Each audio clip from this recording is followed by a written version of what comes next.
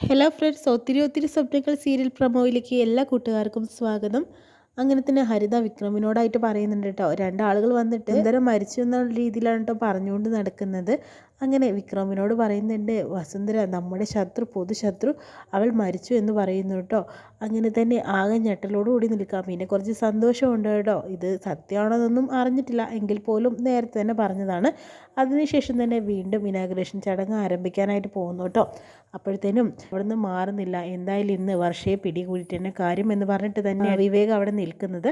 അതിനുശേഷം തന്നെ വസുന്ധരയും എല്ലാവരും വരുന്നുണ്ട്. അങ്ങനെ ഉദ്ഘാടനം ചെയ്യാനായിട്ട് നോക്കുന്ന സമയത്ത് തന്നെ അവൾ എവിടെയെന്ന് ചോദിക്കുന്നുണ്ട് കേട്ടോ. അങ്ങനെ വർഷ ഒളിച്ചു നിൽക്കുകയാണ്.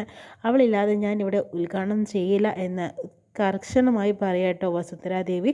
അങ്ങനെ എന്തായാലും നമ്മുടെ വർഷ ഇതിൽ പെടുമോ എന്നുള്ള കാര്യത്തിൽ സംശയമാണ്. വർഷ അങ്ങനെ ഒളിഞ്ഞു നോക്കിക്കൊണ്ടിരിക്കുകയാണ്. എങ്ങനെയെങ്കിലും ഇവിടെ നിന്ന് രക്ഷപ്പെടാനും പറ്റില്ല. വിവേകിന് മുന്നിൽ തല വെച്ച് കൊടുക്കേണ്ട അവസ്ഥ വരുമോ?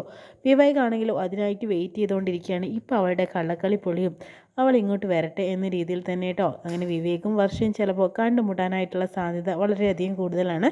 ഇത്രയും കാണിച്ചുകൊണ്ടാണ് കേട്ടോ ഇന്നത്തെ പ്രമോ റിവ്യൂ കഴിയുന്നത്.